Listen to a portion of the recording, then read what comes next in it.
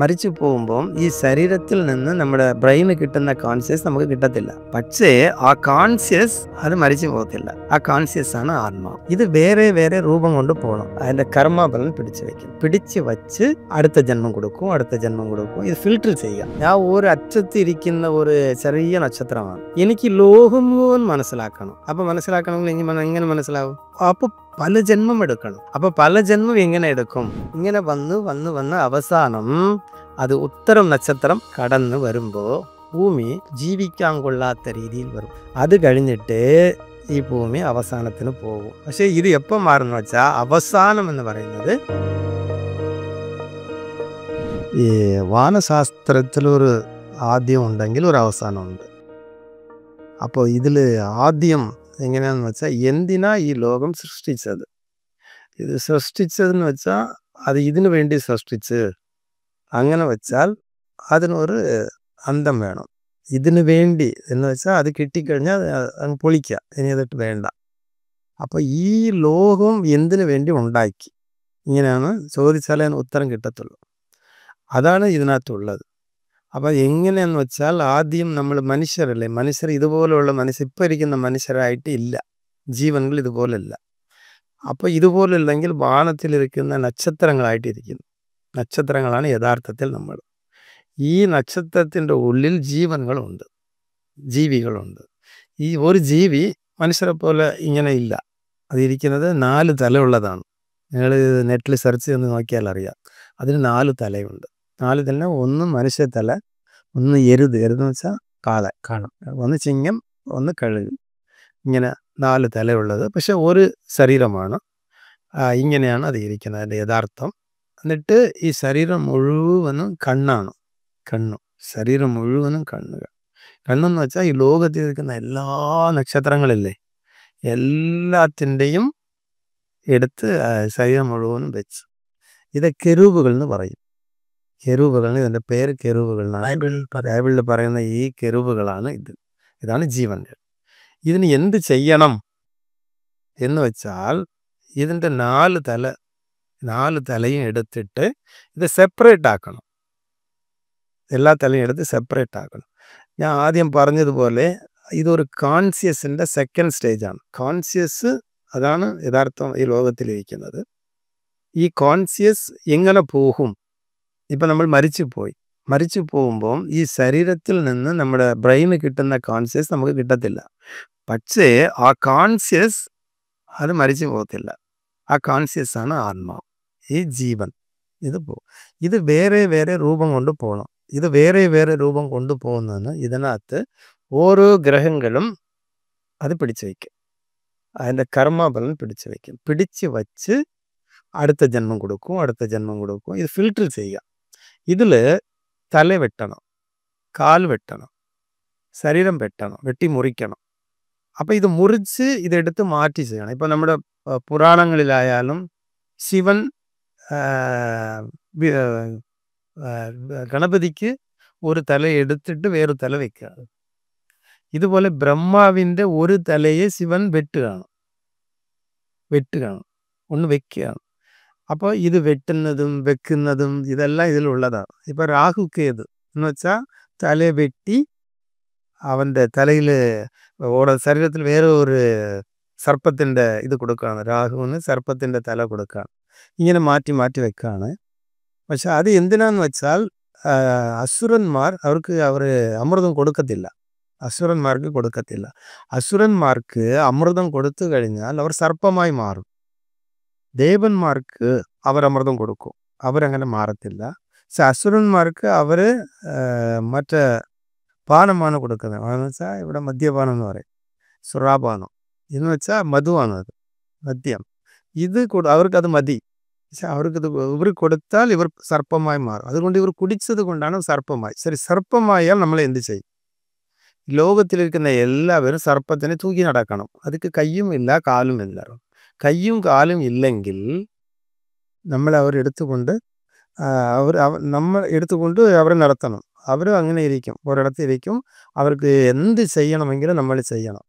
അങ്ങനെ ചെയ്തില്ലെങ്കിൽ നമ്മളെ കൊല്ലും, അവർ വിഴുങ്ങും. അപ്പോൾ അതുകൊണ്ടാണ് ആ സർപ്പത്തെ വളരാൻ വിടാത്തത്, അത് വെട്ടിയത്. വെട്ടിയാൽ അത് നട്ടിന് പോകും. അപ്പോൾ ഇതുപോലെ ഒരു ദുഷ്ടതനങ്ങളുണ്ട് ലോകത്തിൽ. ഇത് ഒരു രീതിയാണ്. ഈ നക്ഷത്ര നാളുകൾ എന്ന് വെച്ചാൽ കാർത്തികൻ്റെ കാല് മുറിക്കും. അതിൻ്റെ അടുത്ത് സൂര്യൻ്റെ എല്ലാ നക്ഷത്ര നാളിൻ്റെ കാല് മുറിക്കും. അടുത്ത് ചൊവ്വയുടെ ഉടൽ മുറിക്കും. ശരീരം രണ്ടായിട്ട് മുറിക്കും. ഇത് മുറിച്ച് വേറെ ഓട്ടും.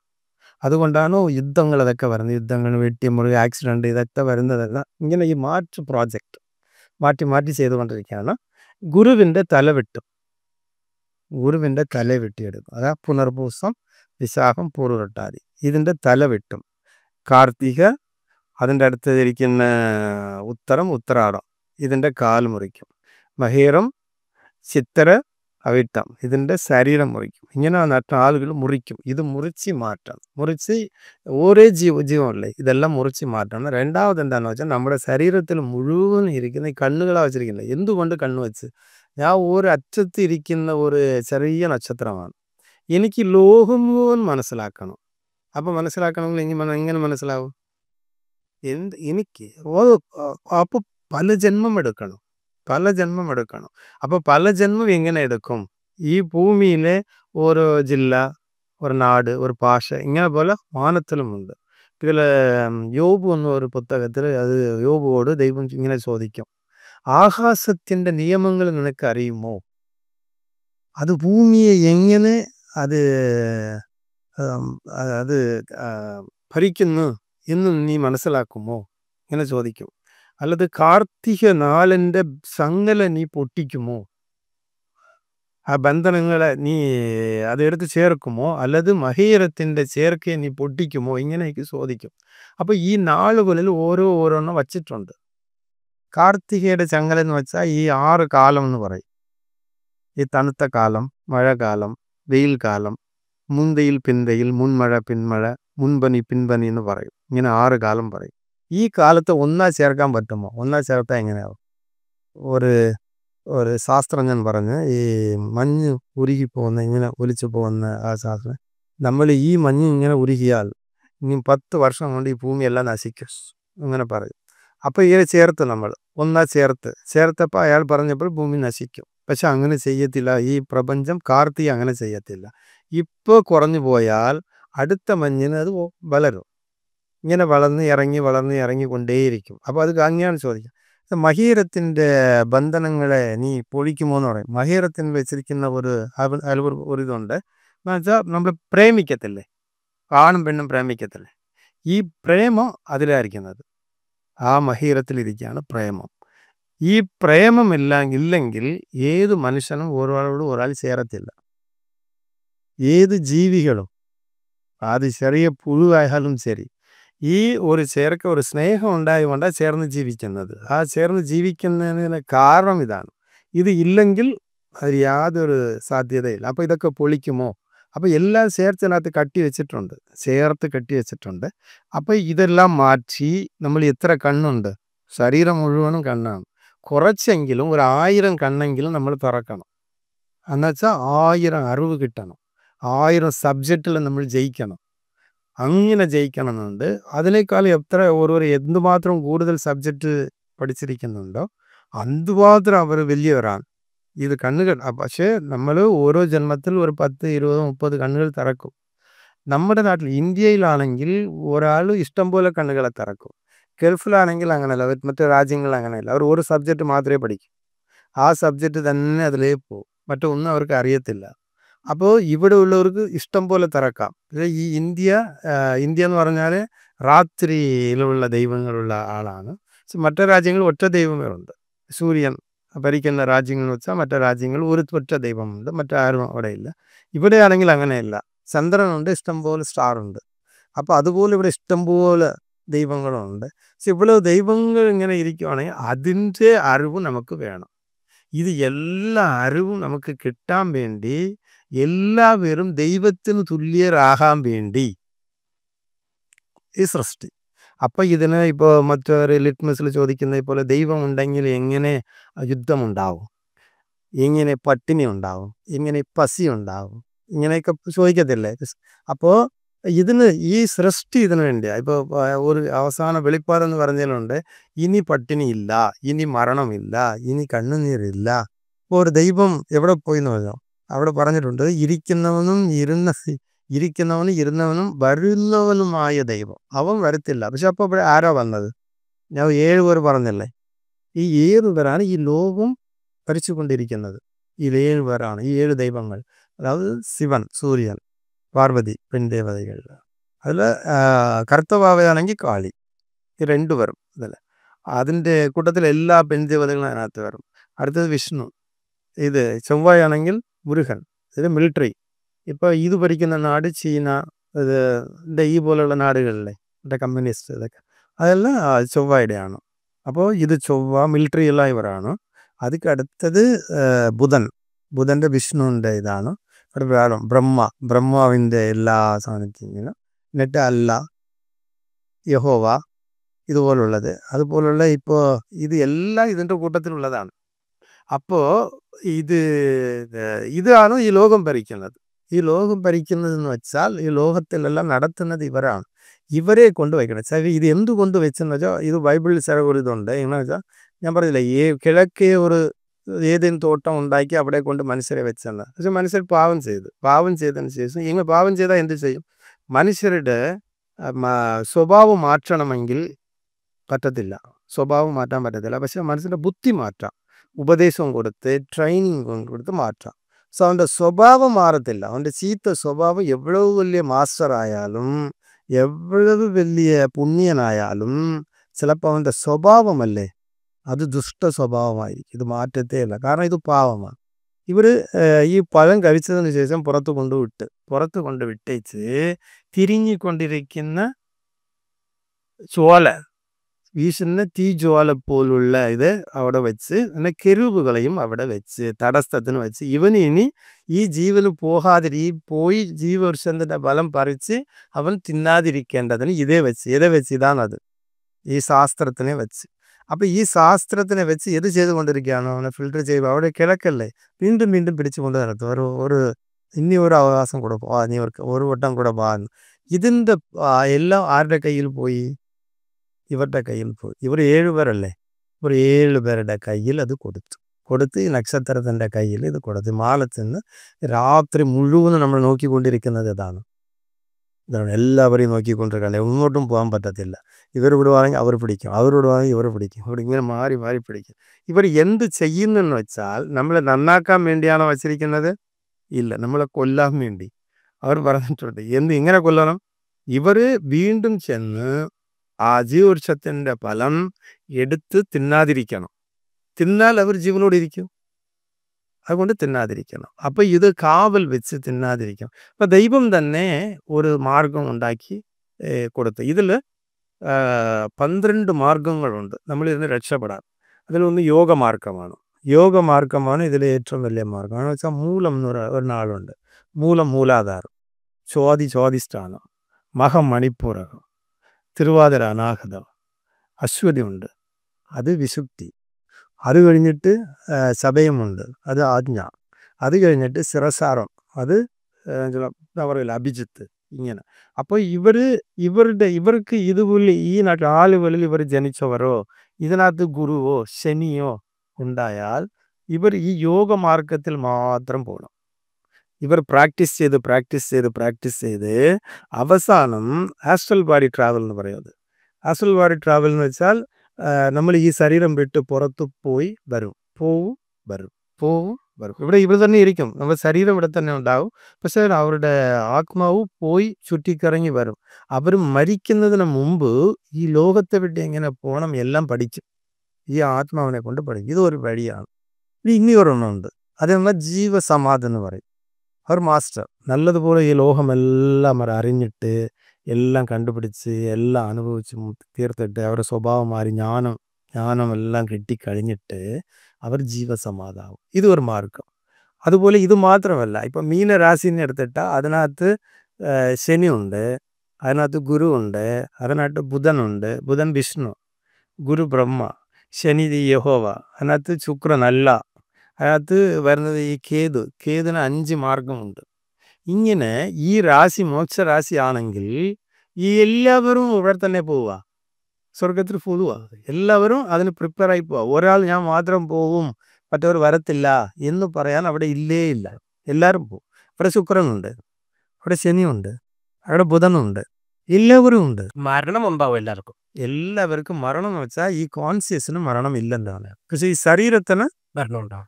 ഇത് ഒരു പരിധി വരെ ജീവിക്കാൻ പറ്റത്തുള്ളൂ. ഇതിനൊരു 120 വർഷം അതിന് കൊടുത്തിരിക്കുകയാണ്. മൊത്തത്തിൽ 120 വർഷം പോകത്തില്ല. എങ്ങനെയാന്ന് വെച്ചാൽ അതിൻ്റെ ഇടയ്ക്ക് 3 മരണം കൊടുത്തിരിക്കുകയാണ്. 3 മോക്ഷം എന്ന് പറയും. ഘടകരാശി ഒരു മോക്ഷരാശി, കർക്കടകം. വൃശ്ചികം ഒരു മോക്ഷരാശി, അതിനടുത്ത് മീനം ഒരു മോക്ഷരാശി. കർക്കടകം ഈ മോക്ഷരാശിയാണെങ്കിൽ ശരീരത്തിനെ സംബന്ധിച്ച മോക്ഷമാണ് അതിന് കിട്ടുന്നത്. അടുത്തത് വൃശ്ചികത്തിനുള്ളത് ജീവന്റെ മോക്ഷമാണ് അതിന് കിട്ടുന്നത്, ജീവന്റെ മോക്ഷം. അത് കഴിഞ്ഞിട്ട് മീനത്തിൽ കിട്ടുന്നത് സ്പിരിറ്റിന്റെ മോക്ഷം. ഈ 3 മോക്ഷവും ആർക്ക് ഒന്നിച്ച് കിട്ടുന്നുണ്ടോ അവർ ഇനി വരത്തില്ല. അപ്പോൾ അവർ അങ്ങനെ കിട്ടണമെങ്കിൽ ശരീരത്തിലാണെങ്കിൽ ഈ ലോകത്തിലുള്ള എല്ലാ രാഷ്ട്രീയവും അറിയണം, ഇവിടെയുള്ള നിയമങ്ങൾ അറിയണം. രാഷ്ട്രീയത്തിൻ്റെ നമ്മൾ നല്ലതുപോലെ ജീവിക്കണം. ഭാര്യയെ നോക്കണം, മക്കളെ നോക്കണം, അവരെ പഠിപ്പിക്കണം, നമ്മളുടെ കടമകളെല്ലാം ചെയ്യണം. ഇത് കർക്കടകത്തിൻ്റെ. എന്നിട്ട് നമ്മൾ ഈ ലോകത്തിലുള്ള എല്ലാ അറിവും കിട്ടണം, ലോകത്തിൻ്റെ അറിവ്. ഈ മരം, ചെടി, കൊടി, മനുഷ്യൻ, മൃഗങ്ങൾ എല്ലാത്തിനെ കുറിച്ചുള്ള അറിവുകൾ കിട്ടണം. ലോകത്തിൻ്റെ എല്ലാ അറിവുകളും കിട്ടിയാൽ അവർക്ക് ഈ ജീവമോക്ഷം, ഇത് വൃശ്ചികത്തിൻ്റെയാണ്. ഇത് മൂന്നാമതിരിക്കുന്നതാണ് സ്പിരിച്വൽ മോക്ഷം. ഇത് കഴിഞ്ഞിട്ട് നമ്മൾ ദൈവത്തോട് പോകുന്ന എല്ലാ അറിവുകളും എന്തുണ്ടോ ഒക്കെ അതാണെന്ന് പറയാൻ ചുരുക്കി പറയാം. ഒരു കുടുംബം തകർന്നു കിടക്കുകയാണ്, ഒരു കുടുംബം തകർന്നു പോയി. അപ്പോൾ തകർന്നു പോയാൽ ഏത് ദൈവത്തിനെ ഇപ്പം വിളിക്കണം എന്ന് വിളിച്ചാൽ ചൊവ്വയെ വിളിക്കണം. അവരുടെ കുടുംബം ഇനി രക്ഷപ്പെടാൻ പറ്റത്തില്ല. അത് കടമായിരിക്കാം, അല്ലെങ്കിൽ എന്തെങ്കിലും അപകടമായിരിക്കാം, ഇനി മുമ്പോട്ട് പോകാൻ പറ്റത്തില്ല, എല്ലാം തരിപണമായി കിടക്കാന്ന് വെച്ചാൽ വിളിക്കേണ്ടത് ആരാന്ന് വെച്ചാൽ മുരുകനെ വിളിക്കണം. കാരണം എന്താ, അവരാണ് മിലിറ്ററി. നമ്മൾ നാടെല്ലാം നശിച്ചു പോയി കിടക്കുമ്പോൾ ഒരു പിടപിട വന്ന് ഒട്ടെന്ന് എല്ലാം ശരിയാക്കി വിട്ടത് അവർ പോവും. അപ്പോൾ കുടുംബത്തെ ശരിയാണ്. ഇപ്പം നമുക്ക് എതിരായി ആരെങ്കിലും എന്തെങ്കിലും സരി ചെയ്യാണ്, അങ്ങനെ ചെയ്യുകയാണെങ്കിൽ നമ്മൾ ഇതിൽ നമ്മൾ ആരാ കൊല്ലാൻ വരുന്നു എങ്ങനെയൊക്കെ നമ്മൾ തോന്നിക്കഴിഞ്ഞാൽ അങ്ങനെ വരുവാണെങ്കിൽ നമുക്ക് ശത്രുത കൊണ്ടുപോയാൽ വല്ല ഭൈരവരെ വിളിക്കണം. ഭൈരവർ ഇങ്ങനെ പോലുള്ളതിനെ അവർ തടസ്സം ചെയ്യും. ഇങ്ങനെ ഉള്ളത് അത് നമ്മൾ ഭൈരവരെ അറിയാമല്ലോ. അപ്പോൾ അവിടെ എല്ലാം തെറിപ്പിക്കും. ഇത് ചില കുടുംബത്തിൽ ശാപമുണ്ടായിരിക്കും.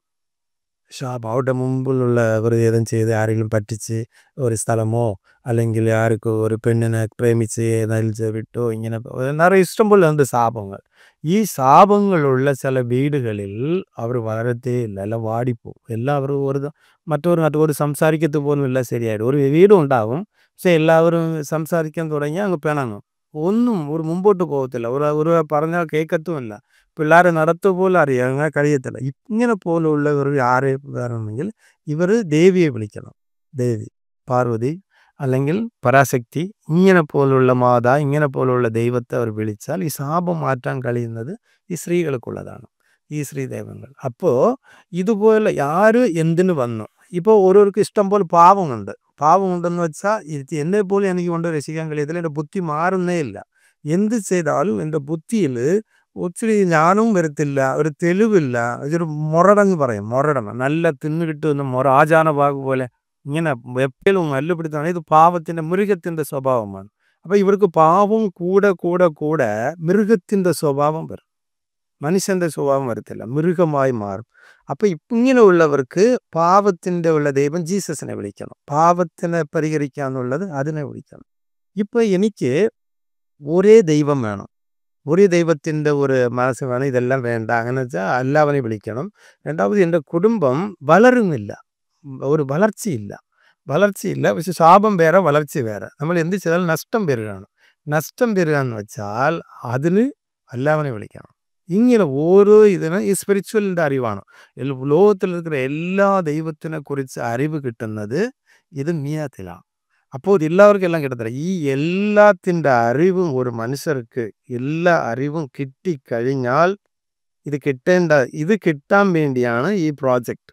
അതിന് ആദ്യം വെച്ചിരിക്കുന്നത് മേഡമാണ്. മേഡം എഞ്ചിനീയറിങ് എന്ത് ചെയ്താലും ആ എഞ്ചിനീയറിങ് കീഴെ വരും, അതിൻ്റെ അടിയിൽ വരും. അകത്ത് വരുന്നതിന് ഒരു രാശി, പുറത്ത് പോകുന്നതിന് ഒരു രാശി, കല്യാണം കഴിക്കുന്നതിന് ഒരു രാശി. ചിലർ ബിസിനസ് ചെയ്യും. അപ്പോൾ ബിസിനസ് ചെയ്യുമ്പോൾ എങ്ങനെ ചെയ്യുമെന്ന് വെച്ചാൽ, ഇഷ്ടമുണ്ട് എനിക്ക് ബിസിനസ് ചെയ്യാൻ, പക്ഷേ വിധിയിലില്ല. പക്ഷെ എനിക്ക് ഇഷ്ടമുണ്ട്. ആ വിധിയിൽ ബിസിനസ് ചെയ്യുന്ന രാശിക്കകത്ത് ഒരു ഗ്രഹം വേണം. അങ്ങനെ ഗ്രഹമില്ലെങ്കിൽ ഇവരുടെ സമ്പത്ത് എല്ലാം അത് കൊണ്ടുപോകും. പക്ഷെ ഇവർ ഇഷ്ടം സമ്പത്ത് എല്ലാം പോയിക്കൊണ്ടേയിരിക്കും. പിടിക്കാന്ന് വെച്ചാൽ എല്ലാം പോകും. പക്ഷെ അതിനു മുമ്പ് അവർ നോക്കണം. ഇതൊക്കെ ഇതിനകത്തുള്ളതാണ്. ഇതിനകത്താണ് സ്പിരിച്വലുള്ളതറിയാം. മറ്റവരുടെ ഭാവി അറിയുന്നത് ഇവിടെ ഉള്ള അറിവ് കൊണ്ടാണ് അറിയുന്നത്. ഈ മീനത്തിലിരിക്കുന്ന ഇത് കൊണ്ട് അറിയാം. എല്ലാവർക്കും അത് അറിയാൻ പറ്റത്തില്ല. പക്ഷേ ആ കാരണം എന്ന് വെച്ചാൽ അവസാനം അതിൽ അവസാനത്തിരിക്കുന്നത് ബുധൻ്റെ ഒരു നാളാണ്, രേവതി. ഇതിൻ്റെ കസ്റ്റഡിയിലാണ് ഈ അസ്ട്രോളജി മുഴുവൻ ഇരിക്കുന്നത്. ആ ഒരു അറിവ് കിട്ടുന്ന സമയത്താണ് ഈ ഒരു അവസാനം. ഇതാ എല്ലാവർക്കും ഈ അറിവ് എപ്പോൾ കിട്ടുമെന്ന് വെച്ചാൽ, ഇപ്പം നമുക്ക് ഓരോ നാളും 100 വർഷം ഭരണത്തിലിരിക്കും. ഇത് ഭരിക്കുന്നത് ആരാന്ന് വെച്ചാൽ സപ്തഋഷികളാണ് ഇത് ഭരിക്കുന്നത്. അപ്പോൾ ഇപ്പോൾ ഭരിച്ചു വരുന്നത് ഇപ്പോൾ എവിടെ വന്ന് നിൽക്കുന്നു വെച്ചാൽ തിരുവാതിരയിലാണ് അപ്പം നിൽക്കുന്നത്. തിരുവാതിരയിൽ നിൽക്കുമ്പോൾ അത് എല്ലാവരും അറിയാമെന്നുള്ളത് ഇതാണ്. ഈ മീഡിയ, ട്രെയിന്, കറണ്ട്, ഇതിനെല്ലാം പുള്ളി ആ നക്ഷത്രമാണ് ഇതിന്. എല്ലാവരും എല്ലാം അറിയണം ആ നാളിൻ്റെ. അടുത്ത് എന്ത് വരും എന്ന് വെച്ചാൽ പുനർപൂസം വരും. പുനർപൂസത്തിൻ്റെ കീഴിൽ താലൂക്ക് ഓഫീസ്, ഐഡി പണ്ടർ, ഇതൊക്കെ എല്ലാം ആ നാളിൽ വരും. ഇങ്ങനെ ഓരോ വരാൻ വന്ന് ചിട്ടപ്പെടുത്തിയിട്ടുണ്ട്. ഇങ്ങനെ വന്ന് അവസാനം അത് ഉത്തരം നക്ഷത്രം കടന്ന് വരുമ്പോൾ ഭൂമി ജീവിക്കാൻ കൊള്ളാത്ത രീതിയിൽ വരും. നക്ഷത്രം വരണമെങ്കിൽ ഇനി എത്ര വർഷം? ഉത്തരം ഇപ്പോൾ തിരുവാതിര, അടുത്തത് പുനർപൂസം, പുണർദം, പൂസം, ആയില്യം, മഹം, പൂരം. 600-700 വർഷമുണ്ട്. ഭൂമി ജീവിക്കാൻ പറ്റാത്ത രീതിയിൽ വരും. അത്രയ്ക്കും ക്രൂരതയായി മാറും. അത് കഴിഞ്ഞിട്ട് ഈ ഭൂമി അവസാനത്തിന് പോയി അവിടെ വിശാഖ നക്ഷത്രമുണ്ട്, അത് തുലാവാണ്. ഇത് ഒരു ജഡ്ജിമെൻ്റ് ഇതിലുണ്ട്. ജഡ്ജിമെൻറ്റിൽ 2 വശത്തുണ്ട്. ഒരു വശത്താണെങ്കിൽ ഏറ്റവും വലിയ ഇരുട്ട് ഒരു വശത്താണെങ്കിൽ സൂര്യൻ അവിടെയുണ്ട്. എന്നാന്ന് വെച്ചാൽ ഇപ്പം നമ്മൾ ഭൂമിയുടെ അപ്പുറത്തിരിക്കുന്ന എന്തെങ്കിലും ഒരു ഗ്രഹത്തിനെ എടുത്ത് മാറ്റിയാൽ ഇതെല്ലാം സൂര്യനിൽ ചെന്ന് എല്ലാം നശിച്ച് എരിഞ്ഞ് അവിടെ തന്നെ എരിയും. ഇങ്ങനെ ഇത് നരകം എന്ന് പറയും. ഇതിനകത്തുള്ളത് എങ്ങനെയാണ്? ഇതെടുത്താൽ അവിടെ പോകും. അത് മാറിയാൽ അപ്പുറത്തിരിക്കുന്നത് മൊത്തമായിട്ട് ഇരുളാണ്. ആ ഇരുളിലൂടെ പുറത്ത് ഈ കോൺഷ്യസ് അവിടെ പോകും, ഒരു കോൺഷ്യസ് ഇവിടെ പോകും. 2 വശത്ത് ചെന്ന് മാറും. പക്ഷേ ഇത് എപ്പോൾ മാറുമെന്ന് വെച്ചാൽ അവസാനം എന്ന് പറയുന്നത് വിശാഖ നക്ഷത്രത്തിൽ ഈ സപ്തഋഷികൾ വരുമ്പോൾ ഇതെല്ലാം അവസാനിക്കും. ഇതാണ് ലോകാവസാനം.